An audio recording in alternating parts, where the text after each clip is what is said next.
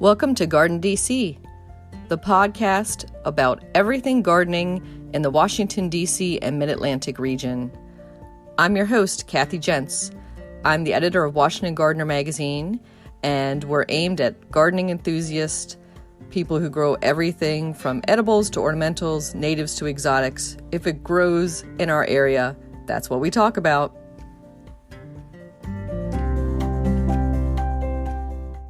Welcome to episode 136 of the GardenDC podcast. In this episode, we talk with Gary Pilarczyk of the Rusted Garden about home composting. The plant profile is on stinking hellebore, and we share what's going on in the garden, as well as some upcoming local gardening events in the What's New segment. We close out with Greg Peterson of the Urban Farm podcast, who shares the last word on observation. This episode, we're joined by Gary Pilarczyk of the Rusted Garden.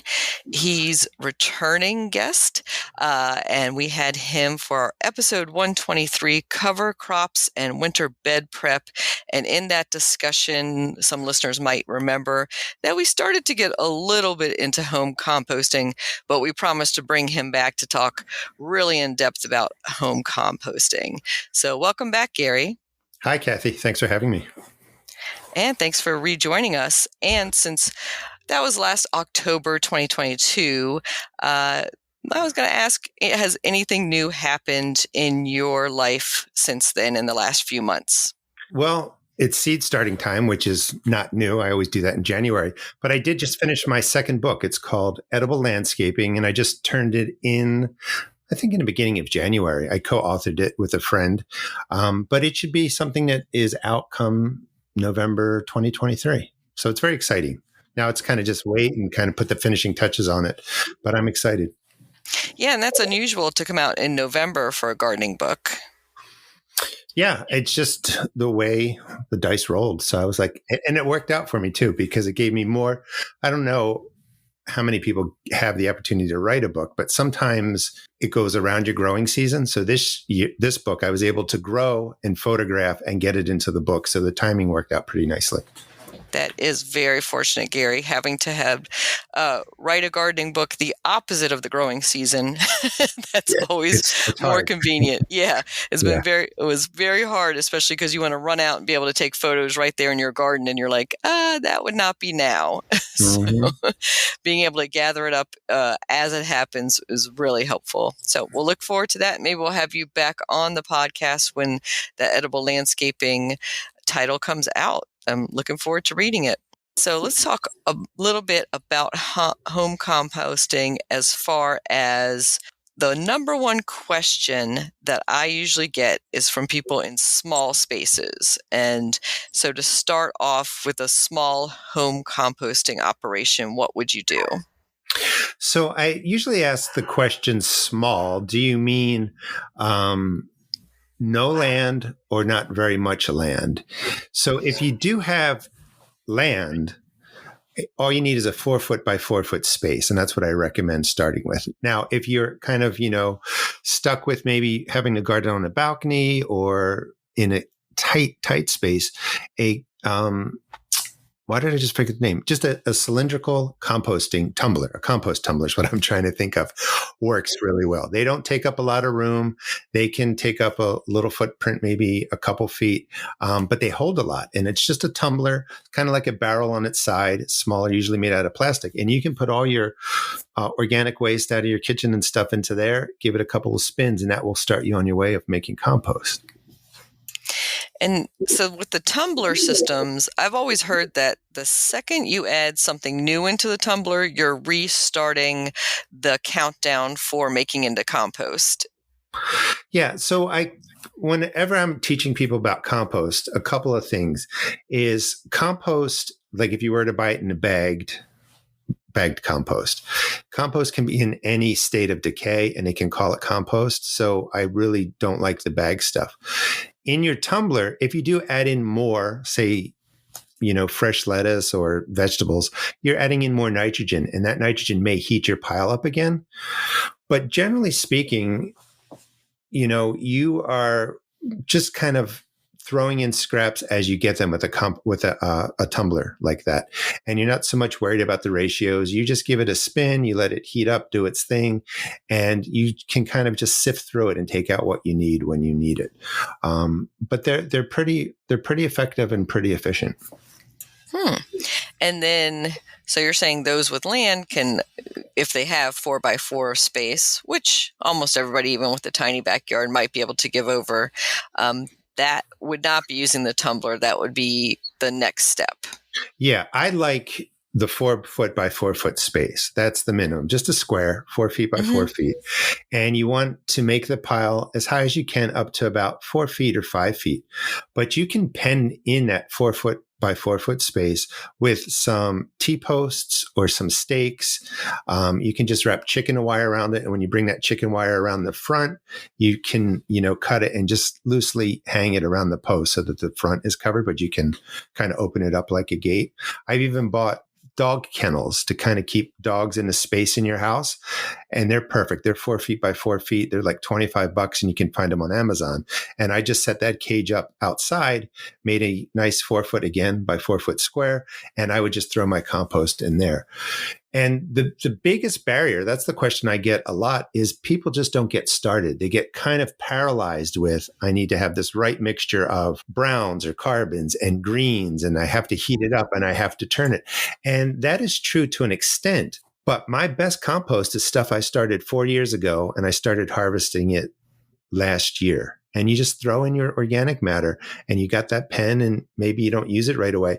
But after a couple of years, just natural process, cool composting, whatever you want to call it. You've got great stuff that worms got into. They broke it down, and you just dig it out from the bottom, put it in your garden, and then you just add more material to that. So you don't have to be an active composter. You don't have to be worried about those ratios and turning it and flipping it and doing all that stuff. Just collect the organic matter in a 4 foot by 4 foot space. Keep it moist. Keep it out of the sun. Somewhere shady is fine. I get that question a lot. Shade's perfectly fine. And just let it break down. Let nature do its thing. I'm so glad you said that, Gary, because it can be so intimidating. I think people see volumes written on composting and, these scientific formulas of this and that and what you have to add and all these mandates of what you shouldn't add. But maybe we'll go into a few things of precautions in that direction. Right. But I always tell people it's as simple as, compost happens. It's going to happen without human intervention anyway, right? We're just speeding it up a little bit by pushing it all together into a pile and letting it decompose, and then being able to retrieve that and use it for a garden. Exactly. And the biggest tip, again, the first one is just get started. 4 foot by 4 foot space, pile it in there, and just put it in a place where you can sort of maintain the moisture. If you're in an area like Maryland where it rains regularly, you don't have to worry about it. If you're somewhere else where you don't get a lot of rain, try and get it more to the shade and in a place where you can kind of just wet it down, because the microbiology, hot composting or cold composting, it needs moisture. So if your pile dries out, it's going to inhibit it, from breaking down as quick as it can. And I'm glad you brought up cold composting. So let's talk about hot versus cold and what a homeowner could do, because we're specifically talking now about home composting in this episode versus a commercial operation where you could get a really good hot composting going. Yeah. So, I use the same principle. I have more space than some people, but I also don't want to be spending hours managing the hot composting pile. So I sort of do a hybrid, which maybe we'll talk about later. But typically, you want that 4 foot by 4 foot space. You can build a structure around it. It can be a pile that's bigger, 5 foot by 5 feet, something like that.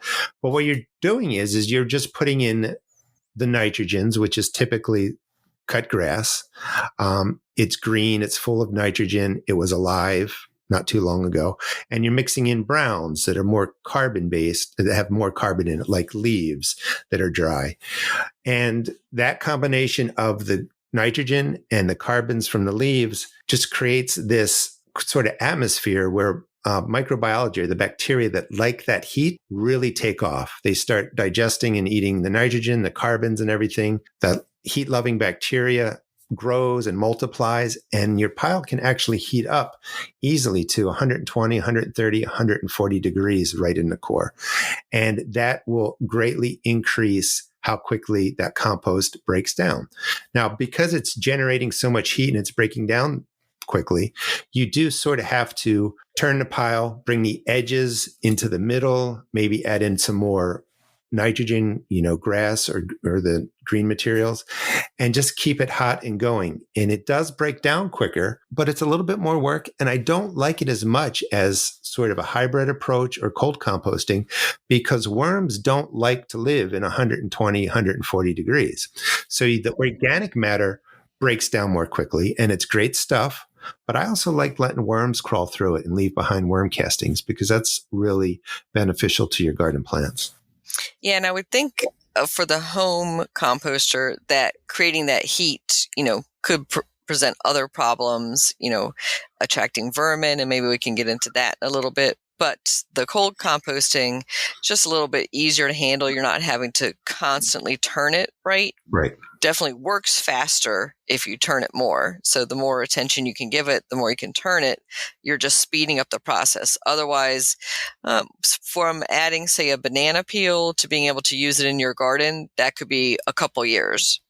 Right. So cold composting, if you're lucky, it's going to be 12 months, but it's going to be a good 18, months, 24 months before something's kind of usable. And that's really based on how well, in that case, you keep the moisture level up in the pile and you keep, things working that way. And how about, let's talk about inputs into the pile. So you've said anything organic. So that could range, I would assume, from your cooking scraps, your vegetable peels, that sort of thing. How about those unusual items like a cotton ball or some type of packaging?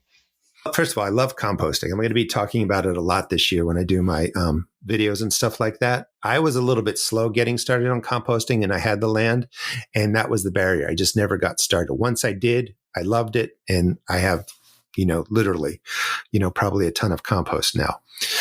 So a couple of things, food scraps and stuff indoors. I like the tumbler that we talked about, even though I have the space outside, because the tumbler's close to the house. At dinner time, I don't feel like walking out when it's raining. So I just go to the tumbler, throw it in there. In my bigger spaces where I have the 4x4 space, I like using cardboard from your Amazon boxes or wherever you get it.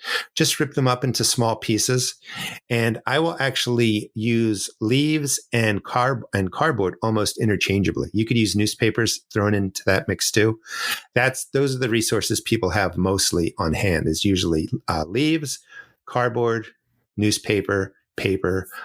You could put in your coffee filters, probably your cotton balls too. Just break it down into pieces. When I'm doing more of a hot composting or hybrid warm composting, it'll be, a couple inches of the browns, cardboard, paper, and then I do equal amounts of green, which heats up quicker. Sometimes there's a little bit odor to it, but I like to keep things simple. So I'm just like, everything I do is like 50-50, 50% brown carbons, 50% greens.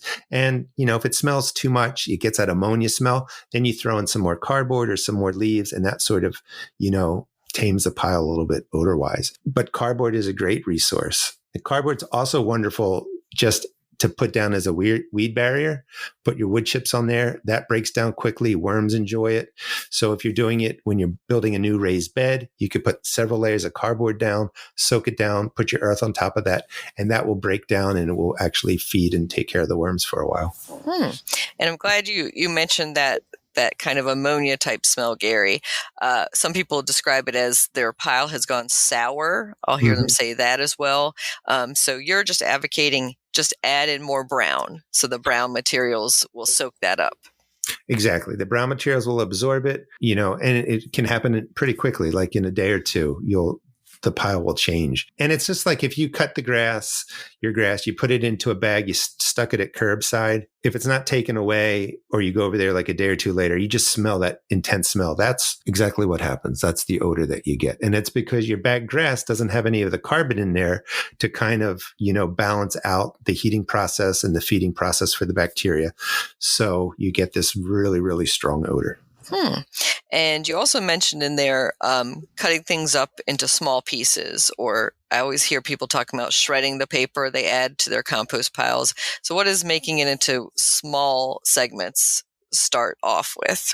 So I just tear up the cardboard into maybe pieces that are, the size of my hand, maybe a little bit smaller. Like I don't go too far into like shredding it, shredding your paper. Just tearing it, into pieces, cardboard wise about the size of your hand, paper maybe half the size of your hand.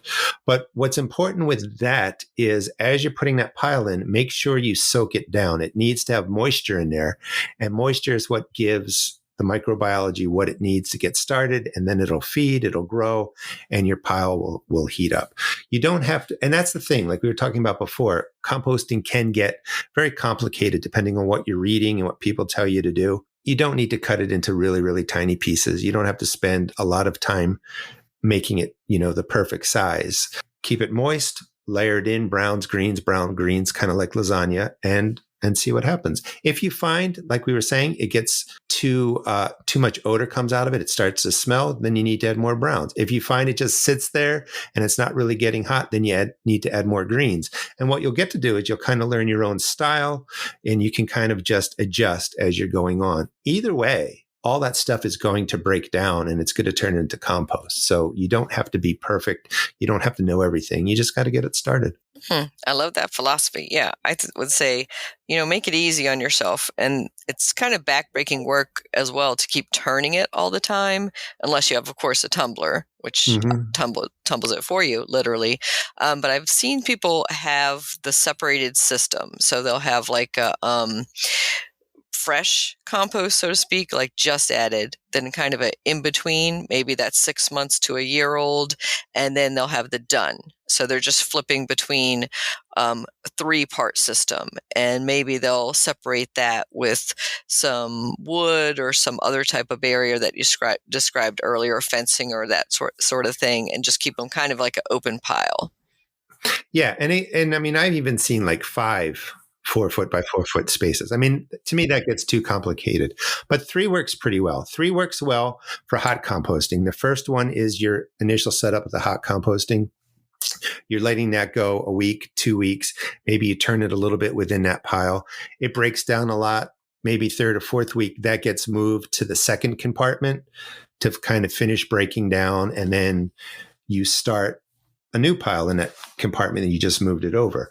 And then over time, like you're saying, that 3rd compartment gets filled with what was in the second pile.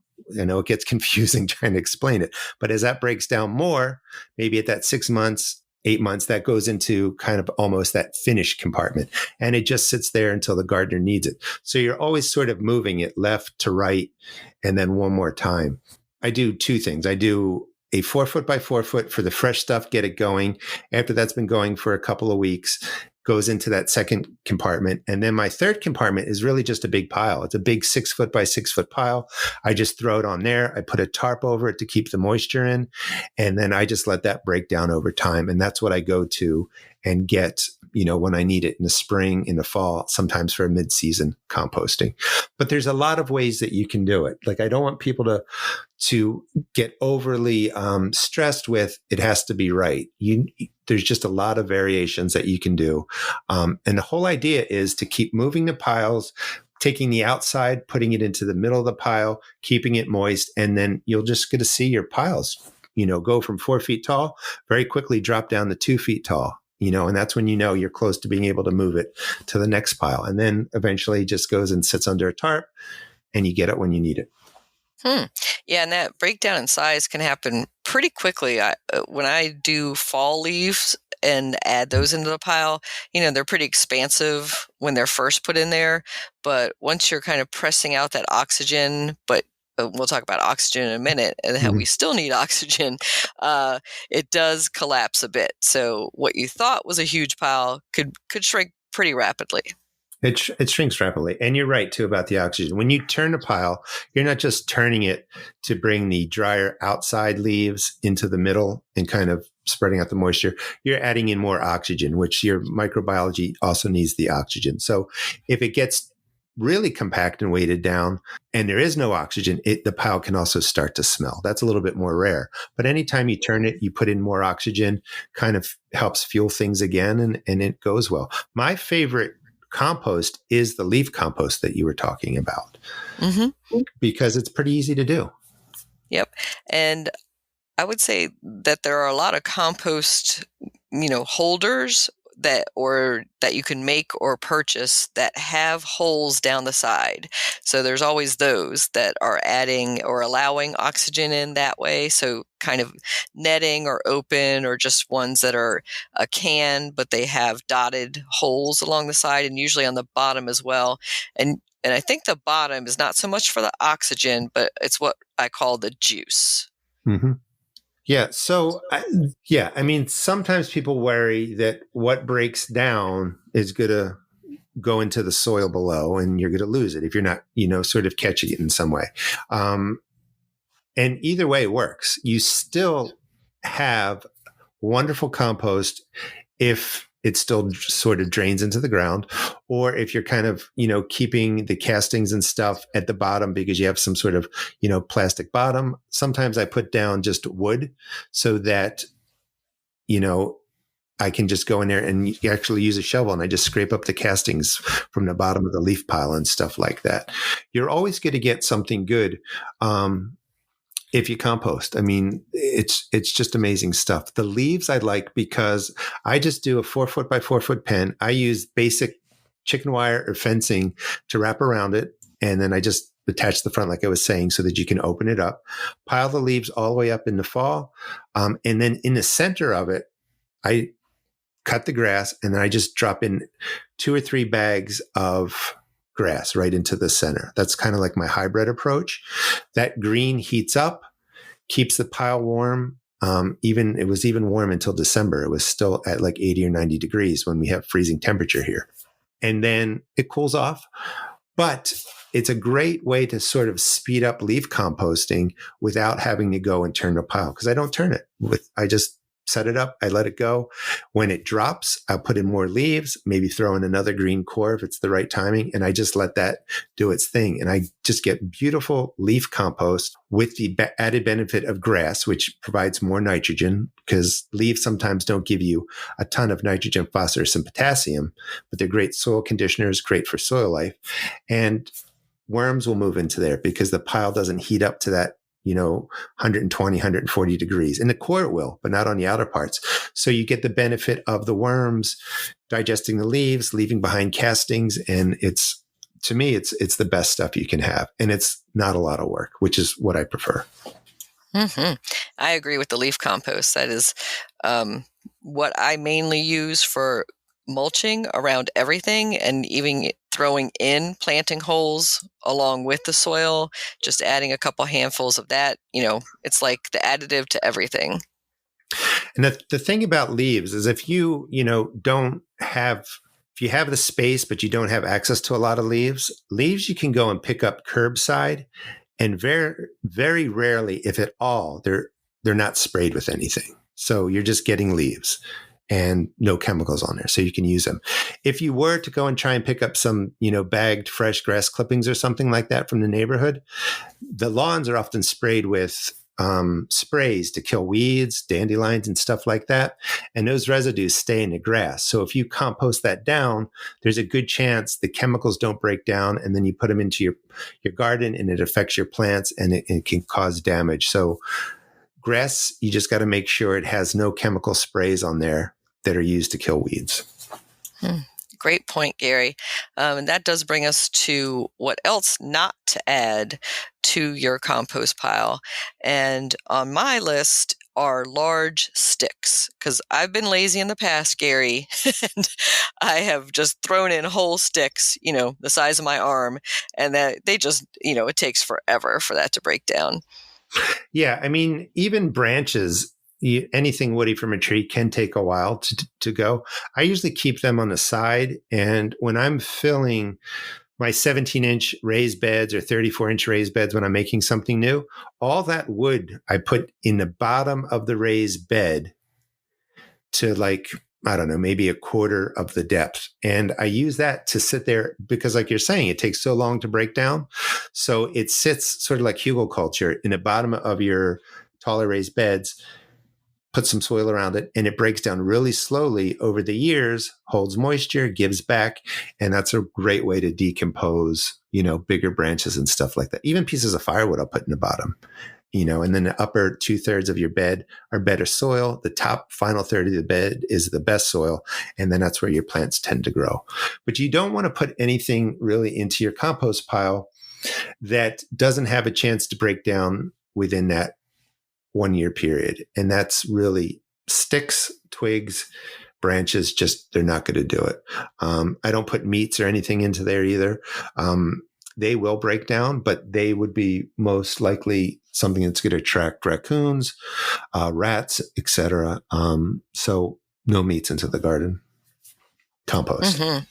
Yeah, I would say anything that is from animal waste or animal byproduct that you're cooking with, say, grease or anything like that, is a no-no for your compost pile unless, you're a commercial operation. You can get a really heated up one to break all that down. But also, as you were saying, it can attract vermin to your pile, which is the next thing I wanted to ask you about, Gary, because it is a nice, warm, nice place, as you described in December, that attracts earthworms. Do you find other creatures going in there as well? I actually don't. And that's a good question because people ask that all the time. Isn't it going to attract rats or isn't it going to attract mice? So when you just have a pile uncovered, it gets rained on, it's exposed. Nothing really likes to live in that. Once you put a tarp on top of that, it shelters that pile from the rain and snow and stuff like that. That's when will have sometimes mice, moles, or voles move in. So if you're using a tarp, once a week, you do want to get out and move it around because you'll disturb, any potential nesting. If it's just open, the pile is just open, not a whole lot will move in there. It's also not always the safest place for the smaller animals because, and people don't like snakes. Don't freak out. Snakes will come by. They'll check it out. They're not going to live in there, but they'll also take care of anything that's around there. I live in a place that's a little bit more rural, loosely suburban. So we do get black snakes, but in 4 years, I've seen 2. So it's not frequent and they don't cause a problem. Yeah. I mean, the occasional passing snake, come on. They're your garden friend. And they'll take care of some of those vermin problems that you might have as well. Yep. I mean, I prefer to have them there, and I'm very appreciative. In addition to that, we have different hawks that will also kind of keep an eye out for the mice and the voles and the moles. So, you kind of, if you have a good ecosystem going, the compost piles are really left alone and you can, make all you need for your garden and you don't really have to worry about it. I'm not finding bees move in. I'm not finding ants move in or anything like that. Occasionally you get like the paper wasp or something that may, tuck itself in a corner of a pen that maybe you made out of wood pallets or something like that, but nothing that becomes a problem that if you just take a look at it and take care of it, it's good to go. And then I get a lot of questions, and you probably do as well, Gary, about putting weeds into your compost. So you've pulled weeds out of your garden. You want to compost them because it's organic material. But if they are actively flowering and forming seeds, that's when the question comes, should I put this in my compost pile?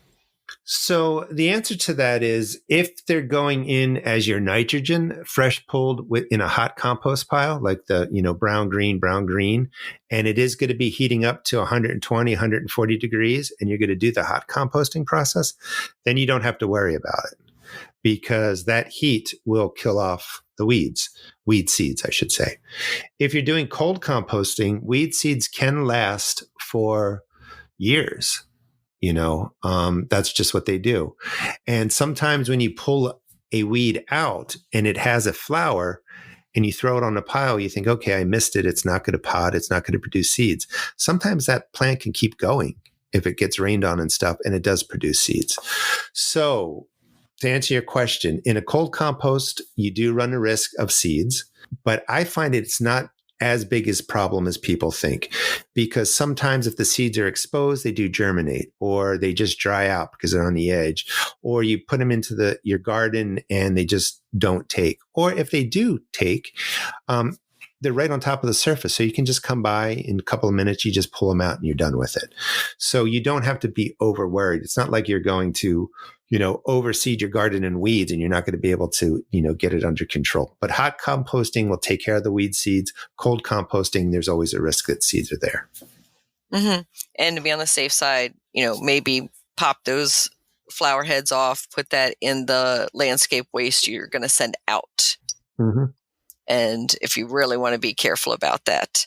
And that does bring me to things that grow on your compost pile. I think all gardeners have had some kind of story about things that they put into their compost pile that actually germinated and grew for them. The most frequent I hear about are tomatoes and squashes or pumpkins. And I would agree with that. I have had late in the season for the last 3 years, a smaller variety of cherry tomato that grows around my composting area. They are the sweetest, best growing, most disease tolerant, handle the cold weather, super prolific tomato ever. And this is the first year I finally harvested them. I don't know what variety they are, so I'm calling them the Rusted Garden compost tomatoes. They do really well. Squash, pumpkins will grow. The other one that grows really well are green beans. And sometimes I will let the green beans grow. I'll put in a stake or something, and I just harvest green beans right out of there. They love growing in compost. Squash, pumpkins, they get a little bit too big. And then a tomato, I just thin down to a couple of plants. They grow behind there over the compost pile, and I harvest them. And that usually happens when you're doing the cold composting, because you're just throwing everything in. You don't have that heat, and you end up, with things germinating.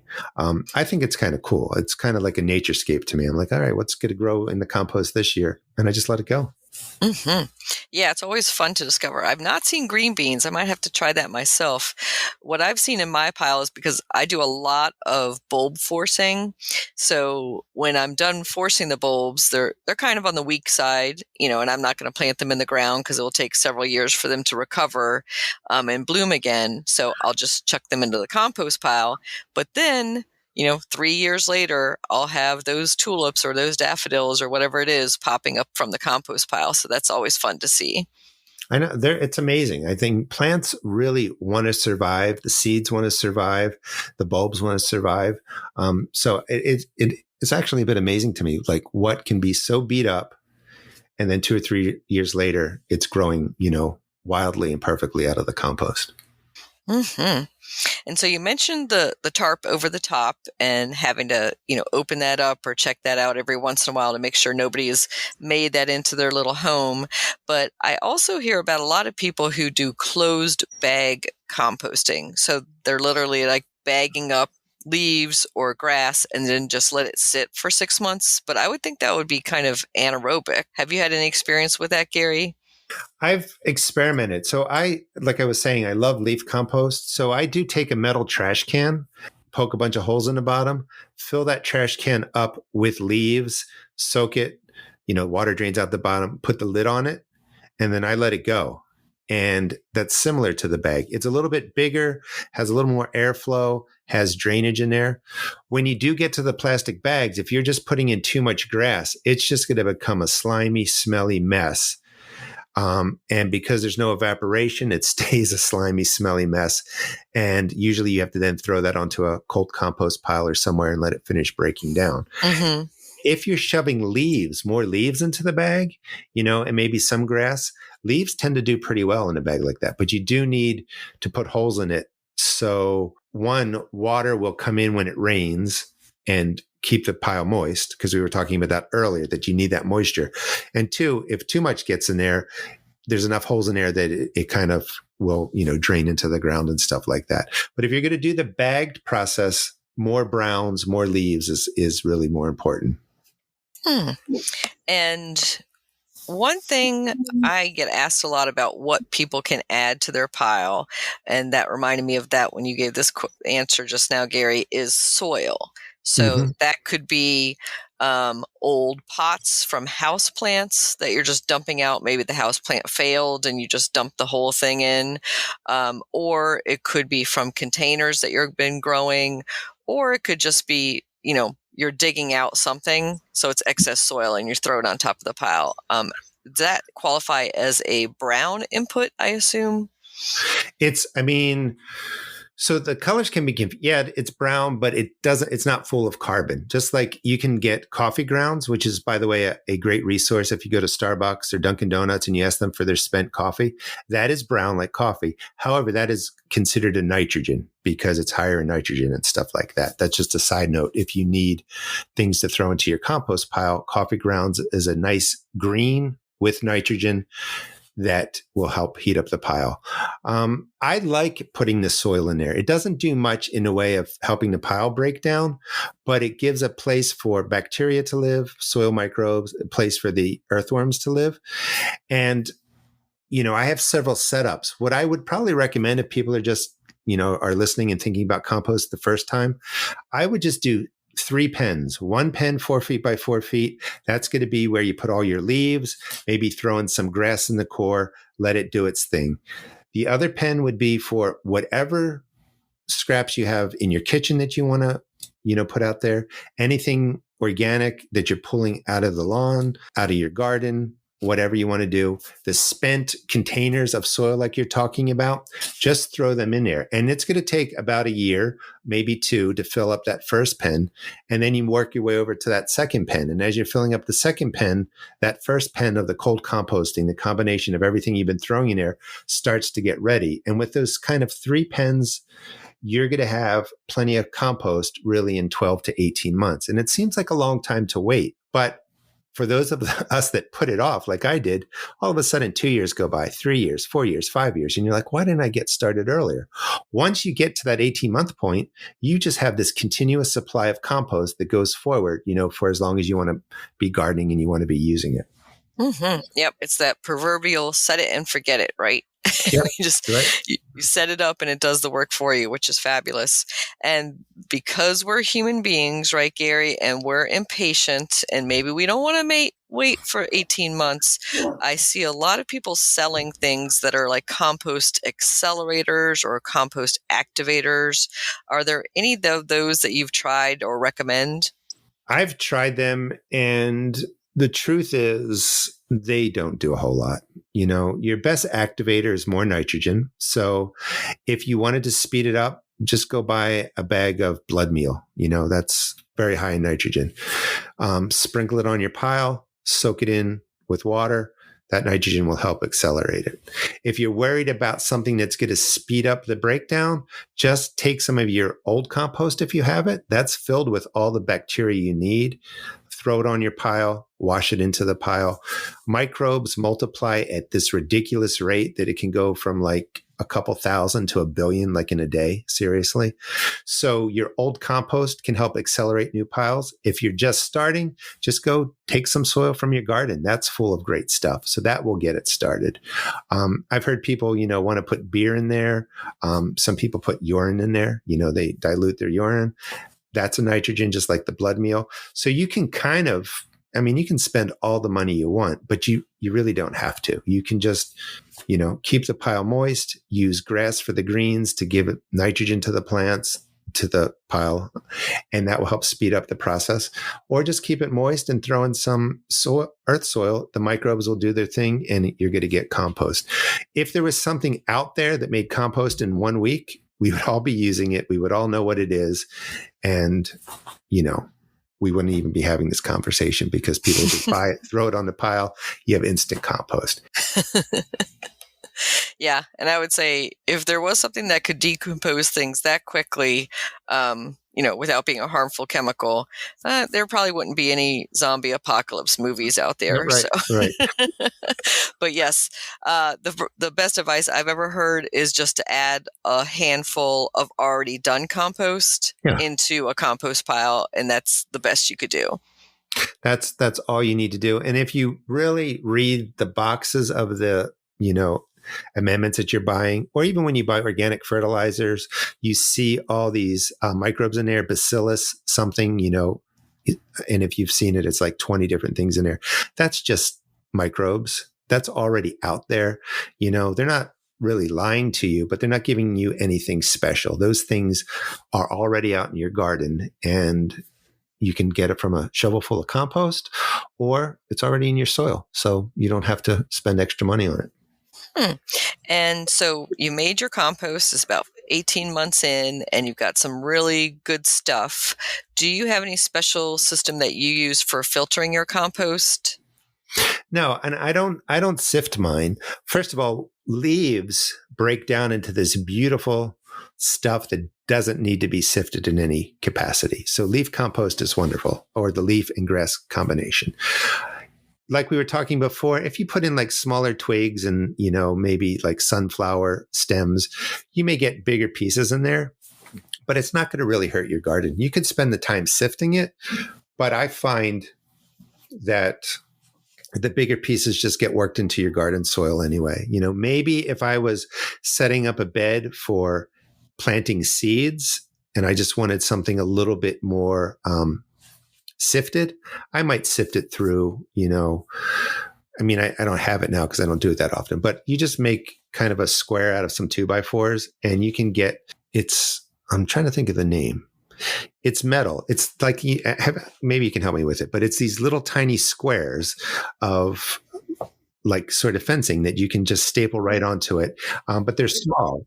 Like hardware cloth. Hardware cloth. That's what I was trying to think of. You use hardware cloth too to put in the bottom of your raised bed to keep moles and voles from crawling in. But that little hardware cloth sieve works really well to kind of take out the big things. And I would just take that when I used to use it over to my garden plot, wheelbarrow full of compost that, has bigger debris in there, throw some shovelfuls under it, and then I just sift it right into the raised bed. But it was extra work. Like I was saying before, I want to compost. I want to collect the compost, but I want to do the least amount of work for it to break down and then to use it in the garden. So, I agree. The less work you have to put in, the better. The more you can spend doing a lot of other things in your garden. So that brings us to all the ways we can use our compost. So once you made that beautiful compost, and we talked a little bit about it as a top dressing and how you can use it, but do you use it for compost tea? Are there other unusual ways that you're using it? I don't use it for the compost tea, and that kind of falls into, that's just an extra step. It does work. Compost tea is really great to use, I think, for container gardening, so that you're basically, putting in compost, or you're putting in your leaf mold, which is leaf compost. And sometimes people only let it sit, for a couple of hours, and they just turn it into this watery sort of tea. And then they pour it into their containers, soaks through pretty quickly, and kind of delivers nutrients and stuff. Other people like it to sort of simmer for several days. If you're doing that, very often you want to air pump in there so that you don't get an anaerobic activity going on, stuff that smells bad because there's no oxygen. And they will, cook the tea for several days, creates great microbes that your plants tend to love, and then they pour it into their containers. I just found that's a lot of work, and that if you're regularly using compost, spring, fall, middle of the season, your soils tend to have everything that they need. So I don't do, much more than, mix it in a 50-50 mix if I'm filling new containers, put, an inch or two on old beds, or kind of mix a couple shovelfuls into a planting hole when I'm putting a tomato transplant into the ground or something like that. I agree with all of those uses, Gary, especially putting it in the planting hole as an amendment. You don't need fertilizer at that point. The compost is the fertilizer. Right. And that's what a lot of people don't understand. Like for me, maybe this is another episode, what is truly organic gardening? Organic gardening to me is using the resources around your property to create compost. It's not necessarily buying, organic granular fertilizer from a store and all that kind of stuff, because your compost is, if you're lucky, it's a 1% nitrogen, phosphorus, and potassium, but it's slow, low, and steady. And that's what feeds your plants wonderfully for the year. And just slow, low, and steady amounts of compost. That's how your forests work when leaves fall and stuff decay. Just a little bit NP and K, but it's always there and it's always a steady supply. So like you're saying, you don't have to be throwing in the granular fertilizer into the planting hole. Just throw in your compost. That's plenty. You don't have to overlove the plants with more water-soluble fertilizer, organic granular fertilizer, and compost. Even though I'm guilty of doing it all, compost is really all you need. That is a great message, Gary. And thank you so much for letting us pick your brain all about home composting. Is there anything else you want to let our listeners know about composting in general? I would say, let's just finish where we started. Get started, find a little bit of a space, build a pen 4 feet by 4 feet, and just start putting in your organic matter. And, 12 months from now, 18 months from now, you will have beautiful stuff and you'll be sold on composting. Thank you, Gary. Thank you for having me.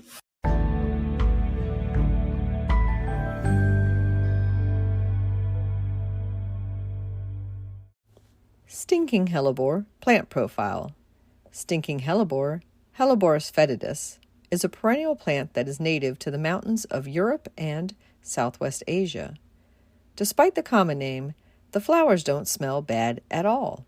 In fact, to notice the stink, you will have to actually crush the foliage and take a whiff of that. So don't let that scary name keep you from growing it.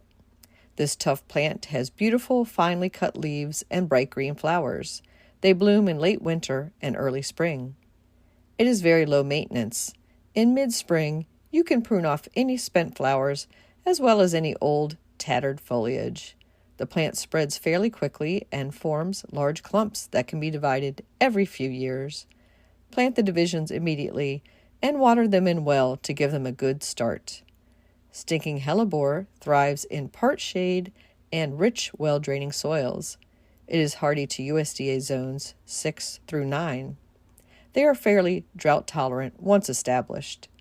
Like its hellebore cousins, it is poisonous if ingested, and therefore deer-resistant. Stinking hellebore, you can grow that.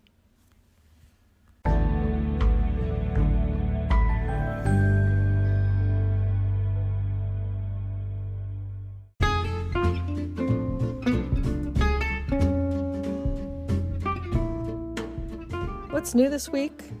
Well, I was shocked to see my little Tommy crocuses pop up in my north-facing front yard and bloom for me earlier this week. I think that's the earliest they've ever done so. In local gardening news, some upcoming events you might want to attend include the Tacoma Horticultural Club's talk on February 15th, Growing Figs with Jafar Vasoji. This takes place at the Tacoma Park Fire Station Community Room at 7:30 p.m. Doors open at 7. You can find out more details about it at tacomahort.org. Also in person and local is the National Capital Orchid Society's annual show and sale, February 17th through the 19th at Homestead Gardens in Davidsonville, Maryland. Find out more about that at ncos.us and click the upcoming events tab. Happening online on Sunday, February 19th at 2 p.m. is Stars for Your Garden from Stars Roses, hosted by the Potomac Rose Society. You can register for that and get the Zoom link through potomacriose.org. Happy gardening!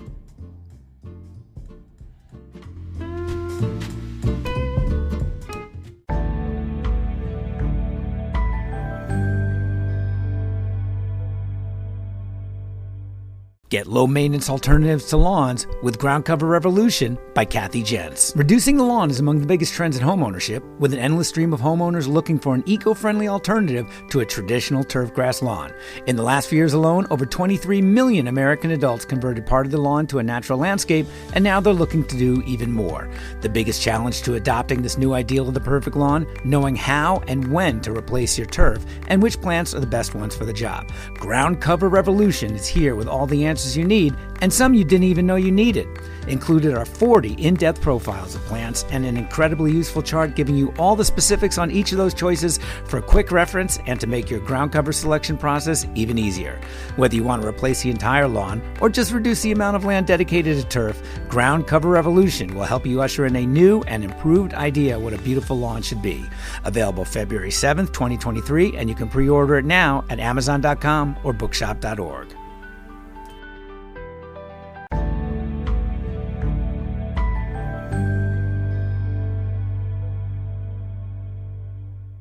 In the new book, The Urban Garden by Kathy Jentz and Terry Spate, you'll find dozens of inspiring and creative ways to grow flowers, shrubs, vegetables, herbs, and other plants in small spaces and with a limited budget. Whether you want to grow on a balcony, rooftop, front stoop, or a tiny urban patio, turn your growing dreams into reality and build a gorgeous and unique garden that showcases your personal style while still being functional and productive. With the ingenious ideas and resourceful tactics found here, you'll be maximizing yields and beauty from every square inch of your space while also making a lush outdoor living area you'll crave spending time in. Whether you're growing edible plants or beautiful flowers, the 101 amazing growing ideas found in the Urban Garden will turn your tiny urban yard into a treasure trove of green you'll be proud to share with family and friends. Buy your copy today at your local retail bookseller or order it online now at Amazon.com or bookshop.org.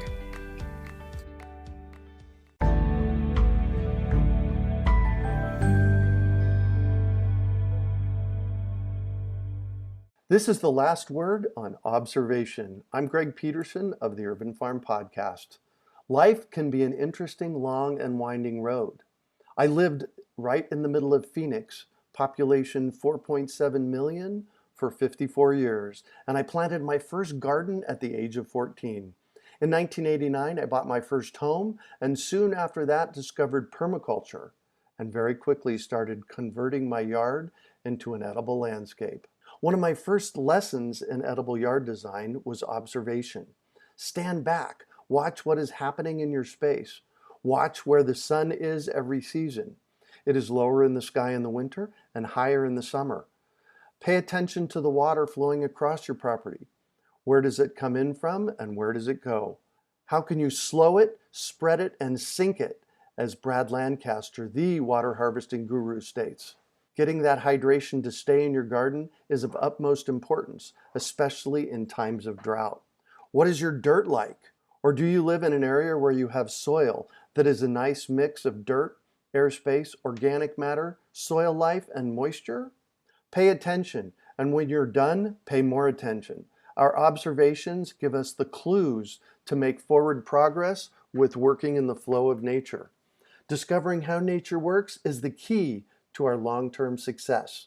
For decades, I have been saying spend at least a year, 4 seasons, on a property before making any major changes. This is a piece of advice that I have easily dispensed, while at the same time not thinking a lot about the specifics. I had lived and observed the same piece of property for so long, I had either gone unconscious or was really understanding the flow of the property. Honestly, it could have been either one. Then I moved 1,900 miles to Asheville, North Carolina. Totally different environment and growing process. All of a sudden, the magnitude of spending a year living in a space before making any changes hit home. There are 4 seasons, and one of them gets really, really cold, unlike anything I had ever experienced. And the rain? Wow! We received almost 30 inches of rain from May 20th to the end of 2022. That is a way different rainwater management process. The biggest thing that I realize often is always keep a curious mind. I am a lifelong learner. One of my big reasons I love podcasting is every new episode brings fresh learning to me. So I invite you to keep learning and start with a curious mind and observation. What is something new that you can observe in your garden today? And I invite you to join me at urbanfarmpodcast.com for our weekly podcast.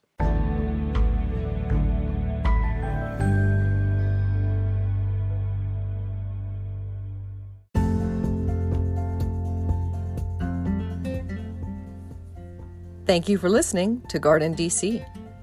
You can become a listener supporter for as little as 99 cents a month by going to anchor.fm/GardenDC/support. www.washingtongardener.com/support.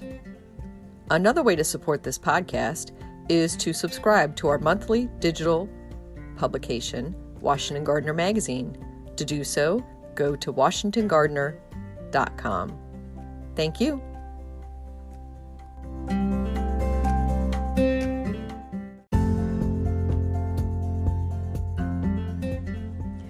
You can find Washington Gardener online at washingtongardener.com, on Twitter at WDC Gardener, on Instagram at WDC Gardener, and on Facebook.com at Washington Gardener Magazine.